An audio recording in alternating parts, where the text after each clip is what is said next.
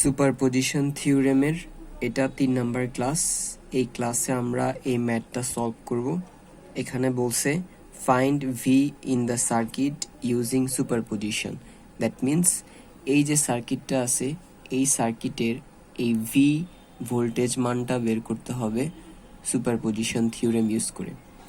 গত ক্লাসেও আমাদের এরকম একটা সিম্পল সার্কিটের একটা রেজিস্টরের এমন ভোল্টেজ বের করতে বলা হয়েছিল। তো ওইটা আমরা বের করছিলাম কিভাবে এই সার্কিটের দিয়ে কি পরিমাণ কারেন্ট প্রবাহিত হচ্ছে সেটা বের করে কারেন্টকে রেজিস্ট্যান্সের সাথে গুণ করে আমরা ভোল্টেজ বের করছিলাম। কিন্তু আজকে আমরা এই সার্কিটের ভোল্টেজের মানটা একটু ডিফারেন্টভাবে করব। সেটা হচ্ছে সুপারপজিশন ইউজ করে আমরা সরাসরি এই ভোল্টেজের মানটা বের করব। মানে কারেন্ট বের করে রেজিস্ট্যান্সের সাথে গুণ করে ভোল্টেজ বের করা, সেটা না, সরাসরি ভোল্টেজের মানটা বের করব। আমরা জানি যে কোনো একটা সার্কিটে সুপারপজিশন থিওরেম অ্যাপ্লাই করা যাবে কিনা সেটা একটা শর্তের উপর ডিপেন্ড করে। সেই শর্তটা হচ্ছে সার্কিটের মধ্যে অবশ্যই একটার বেশি সোর্স থাকতে হবে। তো আমাদের এই যে সার্কিট এটার মধ্যে সোর্স আছে একটা, দুইটা। যেহেতু দুইটা সোর্স আছে তাহলে হ্যাঁ, এই সার্কিটে আমরা সুপারপজিশন অ্যাপ্লাই করতে পারবো। ওকে, ফাইন। সো যেহেতু আমরা এনশিওর হয়ে নিলাম যে এই সার্কিটে আমরা সুপারপজিশন অ্যাপ্লাই করতে পারবো, তাহলে এবার আমরা সলিউশনের দিকে যাই। তো আমরা আগের ক্লাস অনুযায়ী জানি যে কোনো সার্কিটে সুপারপজিশন অ্যাপ্লাই করার জন্য আমাদেরকে 3টা রুলস মেনটেন করতে হয়। ফার্স্ট রুলসটা হচ্ছে consider one source and others are turned of.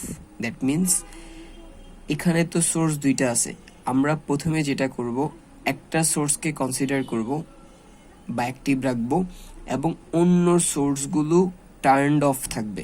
তো আমরা প্রথম ক্ষেত্রে এই যে 6 ভোল্টের সোর্সটা আছে, এই ক্ষেত্রে 6 ভোল্টের সোর্সটাকে আমরা অ্যাক্টিভ রাখলাম, আর অন্য যে 3 অ্যাম্পিয়ার কারেন্ট সোর্সটা আছে সেটাকে আমরা টার্নড অফ রাখলাম। তো 3 অ্যাম্পিয়ারকে যে আমরা টার্নড অফ রাখতে চাচ্ছি, আমরা জানি কারেন্ট সোর্সের টার্নড অফ রাখার ক্ষেত্রে সেটাকে কি করে দিতে হয়, ওপেন করে দিতে হয়। এই যে কারেন্ট সোর্সকে টার্নড অফ রাখতে গেলে সেটাকে ওপেন করে দিতে হবে। তো যেহেতু 6 ভোল্টকে আমি অ্যাক্টিভ রাখছি আর 3 অ্যাম্পিয়ারকে টার্নড অফ রাখতে চাচ্ছি, তাহলে সেটাকে আমাকে ওপেন সার্কিট দেখাইতে হবে। এই যে আমরা এখানে ওপেন সার্কিট করে দিছি।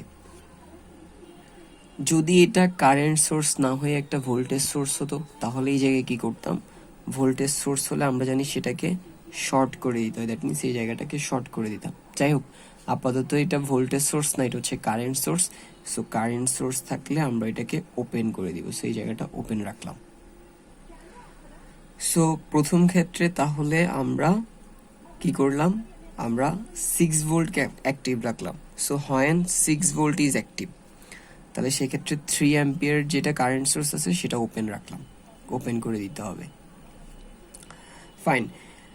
তো 6 ভোল্ট সোর্সের এটা হচ্ছে প্লাস টার্মিনাল, এটা হচ্ছে মাইনাস টার্মিনাল। তো আমরা জানি প্লাস টার্মিনাল থেকে কারেন্ট বের হয়, তাহলে কারেন্ট এদিক থেকে এভাবে বের হবে, এরপর এভাবে যাবে, এরপর এভাবে যাবে, এরপরে কারেন্টটা এদিকে চলে যাবে। এই যে এই জায়গাটা আছে এটা দিয়ে কোনো কারেন্ট যাবে না, কারণ কি এটা দিয়ে কারেন্ট এসে কি লাভ হবে, কোনো লাভ হবে না। এই জায়গাটা তো ওপেন, এদিক দিয়ে কারেন্ট এসে কোথাও যাইতে পারবে না, যাইতে পারবে না। সো 8 ওহম দিয়ে যে কারেন্ট আসছে সেই পুরো কারেন্টটাই 4 ওহম দিয়ে এভাবে করে গিয়ে আবার 6 ভোল্টে নেগেটিভ প্রান্তে ফিরে আসবে। যেহেতু 4 ওহম দিয়ে কারেন্ট প্রবাহিত হচ্ছে, তাহলে অবশ্যই 4 ওহমে একটা ভোল্টেজ ড্রপ হবে। তো আমরা ধরলাম 4 ওহম দিয়ে যে ভোল্টেজ ড্রপ হচ্ছে সেটা ভি প্রাইম। এখানে 6 ভোল্ট থেকে যেই কারেন্টটা বের হচ্ছে সেই কারেন্টটাই 8 ওহম দিয়ে যাচ্ছে, আবার একই কারেন্টটাই 4 ওহম দিয়ে যাচ্ছে। দ্যাট মিন্স 8 ওহম এবং 4 ওহম দিয়ে সেম কারেন্ট ফ্লো হচ্ছে। তার মানে এখানে কারেন্ট চলাচলের একটা মাত্র পথ আছে। আর আমরা জানি যদি কারেন্ট চলাচলের একটা মাত্র পথ থাকে তাহলে ওইটা একটা সিরিজ সার্কিট। আর আমরা জানি সিরিজ সার্কিটে টোটাল যে ভোল্টেজটা সাপ্লাই দেওয়া হয় সেটা ডিভাইড হয়ে রেজিস্টরগুলোতে ড্রপ হয়। দ্যাট মিন্স আমরা এখানে যে 6 ভোল্ট সাপ্লাই দিচ্ছি সেটার কিছুটা 8 ওহমের ড্রপ হবে আর বাকিটুকু 4 ওহমের ড্রপ হবে। দ্যাট মিন্স 6 ভোল্টটা ডিভাইড হয়ে যাবে। তো যেহেতু এখানে 6 ভোল্টেজ মানে টোটাল ভোল্টেজ যেটা সেটা রেজিস্টরগুলোতে ডিভাইড হয়ে যাচ্ছে, ভাগ হয়ে যাচ্ছে, তাহলে আমরা জানি যে সিরিজের ক্ষেত্রে কোনো ভোল্টেজ বের করার জন্য ভোল্টেজ ডিভাইডার অ্যাপ্লাই করতে হয়। তো আমরা এখানে ভি প্রাইম বের করব ভোল্টেজ ডিভাইডার অ্যাপ্লাই করে। So V prime equal voltage divider আমরা জানি যে voltage divider V prime equal total voltage, মানে সার্কিটের মধ্যে আমি যে টোটাল ভোল্টেজ সাপ্লাইটা দিচ্ছি সেটা, আর এই ক্ষেত্রে সেটা হচ্ছে 6 ভোল্ট। সো 6 ইন্টু যার ভোল্টেজ বের করতে যাচ্ছি তার রেজিস্ট্যান্স। তো আমি যেহেতু এই রেজিস্টরের ভোল্টেজ ভি প্রাইম বের করতে যাচ্ছি, এটার রেজিস্ট্যান্স হচ্ছে 4 ohm. So into 4 divided by সবগুলো রেজিস্ট্যান্সের যোগফল, দ্যাট মিন্স হচ্ছে 8 প্লাস 4, 8 প্লাস 4। তো 6 and 4 গুণ করলে 24, 8 and 4 যোগ করলে 12, 24কে 12 দিয়ে ভাগ করলে 2। আমরা জানি কি কোনো একটা রেজিস্টরের যেই প্রান্ত দিয়ে কারেন্ট ঢোকে সেটা হচ্ছে প্লাস, আর যেই প্রান্ত দিয়ে কারেন্ট বের হয় সেটা হচ্ছে মাইনাস। ওকে, তো এই প্রান্ত ঢুকছে এখানে এটা প্লাস, এই প্রান্ত দিয়ে বের হয়েছে এটা মাইনাস। আমরা এখানে যে ভি প্রাইম বের করলাম দ্যাট মিন্স এই 4 ওহম রেজিস্টরের আর আইতে ভোল্টেজ সেটার মানটা আসছে পজিটিভ 2 ভোল্ট।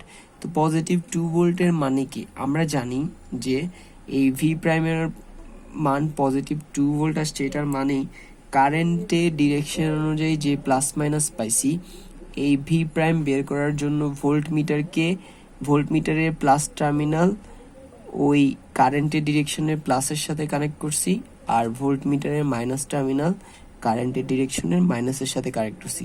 সো সহজভাবে বলতে গেলে ভোল্টমিটারের কানেকশনের প্লাস মাইনাস আর কারেন্টের ডিরেকশনের কানেকশনের প্লাস মাইনাস দুইটাই সেম। সো এখানে আমরা ধরে রাখলাম এই সবুজ কালারের প্লাস মাইনাস এটা কারেন্টের ডিরেকশনের প্লাস মাইনাস বোঝাচ্ছে, আর লাল কালারেরটা হচ্ছে ভোল্টমিটার কানেকশনের প্লাস মাইনাস মানে ভি প্রাইমের প্লাস মাইনাসকে বোঝাচ্ছে।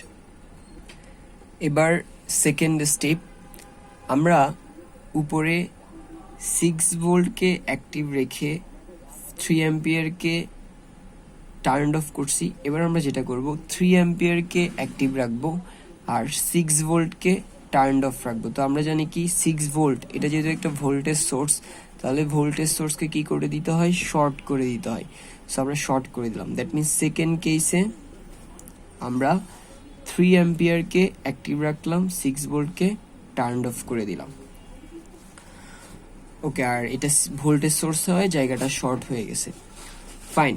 তো 3 অ্যাম্পিয়ার কারেন্ট এদিক থেকে আসতেছে, এসে এই পয়েন্টে এসে কিছুটা 4 ওহমের দিকে যাবে, কিছুটা 8 ওহমের দিকে যাবে। দ্যাট মিন্স এই নোডটাতে এসে কারেন্ট ডিভাইড হয়ে যাবে। তো আবার 8 ওহম দিয়ে যেটা আছে সেটা এদিক দিয়ে আসবে, 4 ওহম দিয়ে যেটা আছে সেটা এদিক দিয়ে এভাবে আসবে, 8 ওহমেরটা এদিক দিয়ে আসবে, এভাবে এসে দোনোটা আবার এই পয়েন্টে মিলে আবার এই 3 অ্যাম্পিয়ারে ফিরে চলে যাবে। ফাইন, যাই হোক। সো মেইন কথা হচ্ছে এটাই যে এই নোডটাতে এসে কারেন্ট ডিভাইড হয়ে যাচ্ছে। তো যেহেতু কারেন্ট ডিভাইড হয়ে যাচ্ছে আমরা ধরলাম 4 ওহম দিয়ে যে কারেন্টটা ফ্লো হচ্ছে সেটা আই ডাবল প্রাইম, আর এই নোডে এসে কারেন্ট যেহেতু ডিভাইড হয়ে যাচ্ছে আই ডাবল প্রাইম বের করার জন্য আমরা কারেন্ট ডিভাইডার অ্যাপ্লাই করতে পারি। সো আই ডাবল প্রাইম বের করব when 3 ampere is active, I double prime equal. আর যেহেতু কারেন্ট ডিভাইডার অ্যাপ্লাই করবো আমরা জানি প্রথমে বসাতে হয় টোটাল কারেন্ট, আর এটা দিয়ে যে টোটাল কারেন্ট আসছে সেটা হচ্ছে 3 অ্যাম্পিয়ার। সো 3 ইন্টু যেই রেজিস্টরের কারেন্ট বের করব তার অপোজিট শাখার রেজিস্ট্যান্স। তো আমি 4 ওহম দিয়ে যে কারেন্ট যাচ্ছে সেটা বের করব, তো এটার অপোজিট শাখা হচ্ছে 8 ওহম। তাহলে 3 ইন্টু 8 ডিভাইডেড বাই সবগুলো রেজিস্ট্যান্সের যোগফল, আর এখানে এটা হচ্ছে 4 ওহম, এটা হচ্ছে 8 ওহম। সো দ্যাট মিনস এদের যোগফল হবে 8 প্লাস 4, 8 প্লাস 4 ইকুয়াল 3কে 8 দিয়ে গুণ করলে 24, 8কে 4 সাথে যোগ করলে 12, 24কে 12 দিয়ে ভাগ করলে 2 অ্যাম্পিয়ার। দ্যাট মিনস এই যে আই ডাবল প্রাইম এইটার মান হচ্ছে 2 অ্যাম্পিয়ার, আর এটা নিচের দিকে ফ্লো হচ্ছে, সো আমরা সেজন্য এখানে একটা ডাউনওয়ার্ড ডিরেকশন দিলাম। ওকে, তো আমরা জানি আগের মতোই, যেহেতু এটার এই প্রান্ত দিয়ে কারেন্ট ঢুকতেছে এটা প্লাস, এই প্রান্ত দিয়ে কারেন্ট বের হচ্ছে এটা মাইনাস, ঠিক আছে। তো এই রেজিস্টরের আড়াআড়িতে যেহেতু এটার দিয়ে একটা কারেন্ট ফ্লো হচ্ছে, আমরা এটা একটা ভোল্টেজ পাবো। সো সেই ভোল্টেজকে আমরা ধরলাম ভি ডাবল প্রাইম, ঠিক আছে। তো ভোল্টেজ কিভাবে বের করতে হয়, V double prime equal voltage equal current into resistance. এটা দিয়ে যে কারেন্ট ফ্লো হচ্ছে সেটা I double prime, so I double prime, আর এটা রেজিস্ট্যান্সকে ধরলাম আর। তো আই ডাবল প্রাইমের মান হচ্ছে 2, এই যে উপরে বের করলাম, আর এটার যে রেজিস্ট্যান্স সেটা হচ্ছে 4, সো আর এর জায়গায় 4, 8কে 4কে 2 দিয়ে গুণ করলে আসে 8। দ্যাট মিনস এখানে এই যে ভি ডাবল প্রাইম এইটার মান হচ্ছে 8 ভোল্ট।